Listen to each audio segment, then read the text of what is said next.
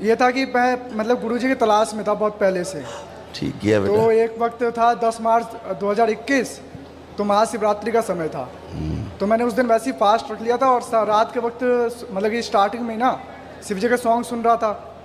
तो बीच में क्या होता है कि आपका भी एक वीडियो आ गया था। तो उस वीडियो में जैसे मैं देखा कि बहुत सारे प्रेत वाली माताएं थी, वो बहुत दौड़ रही थी और आप अकेले चल रहे थे। तो मेरे को पहले लगा कि कौन से बाबा जी हैं अकेले इस, तो फिर मैंने हटा दिया, बोला भूत प्रेत का है, ये नहीं देखना है। पर यह है कि जब मैं वीडियो देखता हूँ मतलब बहुत सारी चीज़ें, तो आचरण भाव सारी चीज़ें तो मुझे बहुत सब कुछ सही लगता है, अलग ही लगता है। ठीक है, वैसे मतलब कईयों के मैंने सुने हैं प्रवचन बहुत अच्छे होते हैं लोगों के, पर आचरण में उतना नहीं दिखते हैं। आप अनुभव नहीं है, प्रमाण नहीं है। हाँ, आपके वाले में तो अभी भी बैठ के मैं यही सिर्फ देख रहा हूँ कि क्या हो रहा है। पर यह है कि कुछ ज़्यादा ही वो मेरे को वो वीडियो मेरे को बड़ी विचलित कर देती है। जैसे परशुराम भगवान आ गए या फिर अभी आए थे परशुराम, अभी आए थे, पर ये अभी आए थे तो उस बच्चे का श्राप उन्होंने अपने में हजम कर लिया। अभी तो आए थे, तभी तो खड़ा होकर ठीक हुआ। बच्चा जो MSc करके पढ़ाता है, टीचिंग करता है, तो तड़प रहा था, जिसको हम पिछले जन्म में ले गए। पिछले जन्म में स्त्री था। बहुत ज़्यादा ही ऐसा लगता है कि ये कैसे, ये मुझे तो दिखता नहीं, तो मैं जिसको जानता नहीं मैं मानूँ कैसे, ये थोड़ा अजीब लगता है मेरे लिए। ये बेटा शिव का दरबार है, तो शिव के सारे भक्त और शिव के सारे शिष्य सृष्टि में जितने भी हैं वो सभी यहाँ उपस्थित हैं और सदा उपस्थित रहेंगे। इसीलिए आप क्षण में ठीक होते हो। इसीलिए आपका 25 साल का, 30 साल का, 50 साल का जो कष्ट है, जो कभी गया नहीं, जाता नहीं, दरबार में क्षण में गायब हो जाता है। इसीलिए गायब होता है कि शिव का दरबार है, ये गुरुओं का दरबार है, पूर्ण गुरु का दरबार है ये। मैं पहले सोचता था गुरुजी की जो पूर्ण गुरु हैं वो तो दिखेंगे ही नहीं, क्योंकि वो तो छुपे हुए होंगे। अभी यूट्यूब पे देखा तो मेरे को यकीन नहीं होता कि ऐसे भी दिख सकता है कोई। और दूसरी चीज़ ये है कि जैसे आपने कहा कि कष्टों को ख़त्म कर देना और ये सब चीज़ें, तो मेरे ख्याल से कर्म को तो भोगते रहना भी चाहिए ना, ताकि वो कट जाए। या फिर कर्म जैसे कि आपके माता पिता हैं। हाँ है। माँ को या पिता को कैंसर हो जाए जी, ठीक ना करे भगवान, लेकिन हो जाए मान लो, जी जी, आप क्या चाहोगे? माता पिता अच्छे हो जाएं या कर्म भोग करके भोग के मर जाएं? जो ईश्वर की इच्छा हो। आप चाहे तो मर जाए माता पिता? मैं कुछ नहीं चाहता, मेरा को अपने हिसाब से कुछ नहीं चाहिए। परिवार में हो तो इतना निकृष्ट हो जाओगे, वैसे जरूर इतने निकृष्ट और इतने बन जाओगे सेल्फिश कि कुछ सोचोगे नहीं माता पिता जिन्होंने पैदा किया आपको। नहीं, उनके लिए अपने तरफ से प्रयास पूरा करूंगा। करोगे ना? क्यों करोगे? क्यों करोगे? मेरा कर्तव्य है। गलत हो गया ना यहाँ, अब आ गए ना वही कि कर्तव्य है हमारा, ठीक है। तो अगर बात सोचा रहे तो माता पिता कर्म हो गए, मर जाए, क्या लेना देना, क्यों हम करें कर्तव्य? वो तो कर्म हो गए उनका, ऐसा तो नहीं सोचते।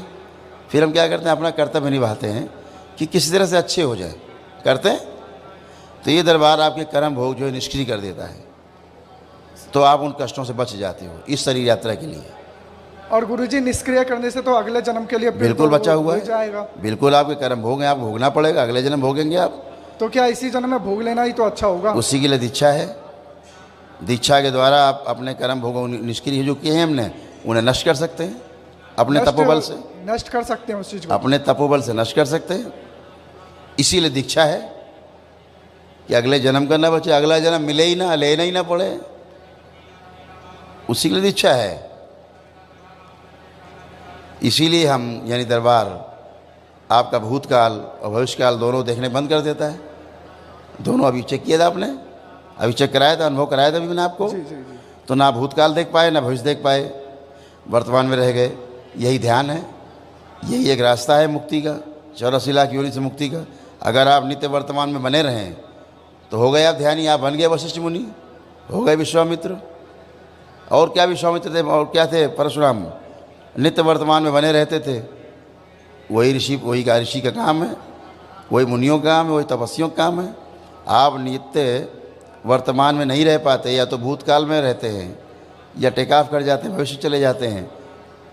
यही तो सांसारिकता है। इसी से मुक्ति ध्यान है, इसी से मुक्ति मोक्ष है, यही दुखों से मुक्ति का कारण है। जब भूतकाल के बारे में आप सोचते हो तो पीड़ा होती है, भविष्य के बारे में सोचते हो तो चिंता होती है। कोई अच्छा मिलता है कुछ उससे?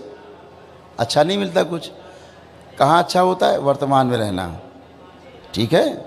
तो आपको दरबार वो शक्ति भी देता है साधना में आपको आगे बढ़ाता है, ताकि अपने कर्म भोगों को आप स्वयं ही नष्ट कर सकें, ताकि आपको अगला जन्म ही न लेना पड़े। और अगला जन्म तभी नहीं होगा जब तक आपके कर्म भोग सब निष्क्रिय जो पड़े हैं नष्ट नहीं हो जाएंगे सारे, तब तक आपके जन्म होते रहेंगे बार बार।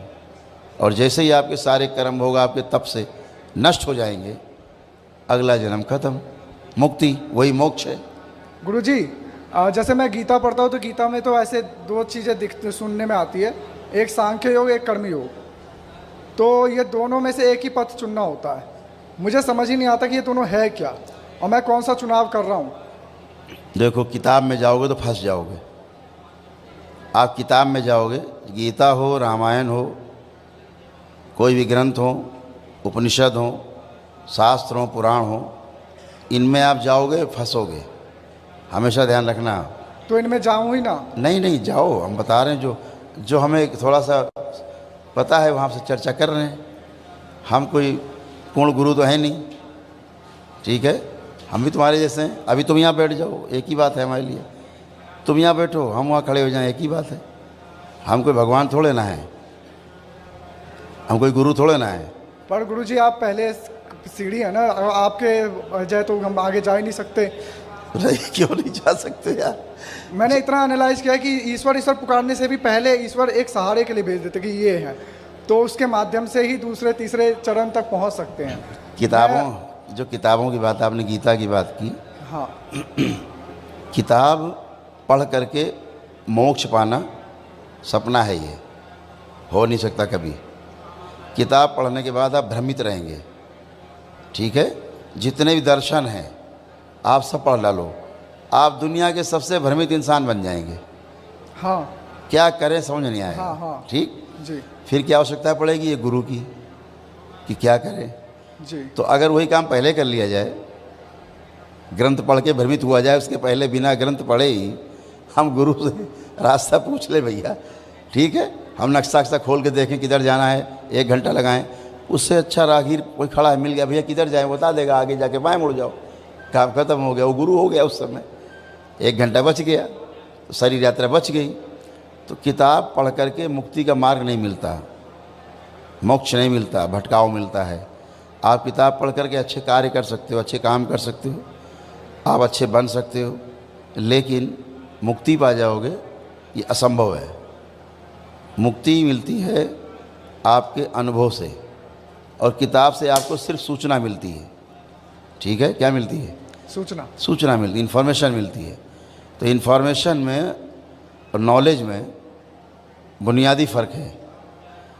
जो इन्फॉर्मेशन है वो उधारी का है, और जो नॉलेज है वो हमारी अपनी संपत्ति है, ठीक है। और जो हमारी संपत्ति है, हमारी ज़िंदा रहते भी, शरीर छोड़ देने के बाद भी ये संपत्ति साथ रहती है। सूचनाएं सब छूट जाती हैं, भाषाएं छूट जाती हैं, यादें सब बेकार की छूट जाती हैं, रिश्ते नाते छूट जाते हैं, लेकिन हमारे अनुभव जो हैं सत्य के हमारे साथ रहते हैं।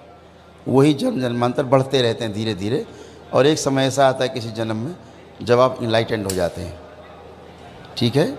जैसे हमारे बच्चे में हमारे दरबार में ये तमाम बच्चे हैं, सब खड़े हैं, ये सब बैठे हैं, ये सब देखते हैं सूक्ष्म जगत को।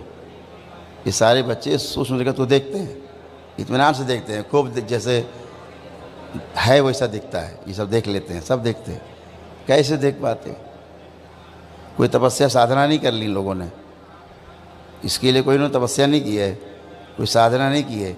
ये सब पीड़ित बच्चे थे, एक टाइम में पीड़ा में आए थे, भरे हुए भयानक पीड़ा में। आज सब अच्छे हैं, इनके परिवार अच्छे हैं, अब स्वेच्छा से सेवा करते हैं। ये कोई दरबार से कोई पैसा नहीं लेते कि हमें रुपया मिलता हो, उनको कोई पैसा मिलता हो, चाहे देते तो लेते नहीं, इस सेवा में है, अपने मस्ती में है सारे बच्चे। इनके परिवार भी मस्त हैं कि हमारे बच्चे सेवा में हैं। लेकिन दरबार और पूरे सृष्टि को, पूरे ब्रह्मांड को, ब्रह्मांडों के आगे पार ब्रह्मांड है, वो सब देखते हैं बच्चे, ठीक है। लेकिन जब अभी तो ये उधार का है, अभी तो मान लीजिए हमने दे दी अपनी शक्ति, तो देख रहे हैं, ये मान लीजिए दरबार ने शक्ति दे दी, देख रहे हैं, ठीक है।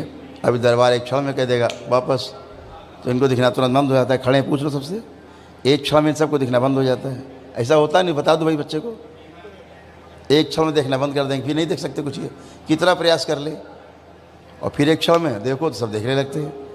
तो ये शक्ति गुरुओं की, पूर्ण गुरु कर सकता है ऐसा। बाबा, यहाँ बाबा दिखते हैं, इस आपको इस मर्त्यलोक में बात करते हैं बाबा बाबा, बाबा यहाँ है ही नहीं। बाबा क्या देखोगे, कौन देखेगा? इस धरती में ऐसा कोई व्यक्ति विद्यमान नहीं शरीर में जो बाबा को अपनी इच्छा से देख सके। जिसको वो चाहते हैं वही उनको देख सकता है। वो पूर्ण गुरु हैं, ठीक है। वो शरीर रूप में भी रहते हैं, हाड़ मांस के शरीर में रहते हैं, ठीक है। तो अनुभव की बात है। अब हम आपको बताएंगे, आपको कल्पना लगेगी, वो हमारा अनुभव है, ठीक है। तो अनुभव श्रेष्ठ है, तो आप अनुभव करते जाएंगे, वही आपकी पूंजी है, वही आपको मुक्ति दिलाएगी, वही आपको रास्ता दिखाएगी, वही आप पे विश्वास पैदा करेगी। जैसे सुबह से आप बैठे हैं, आप देख रहे हैं, आपको लग रहा है क्या चमत्कार जैसा हो रहा है, लग रहा है। धरती वैसे कहीं होता नहीं, जो यहाँ दिखता है आपको होता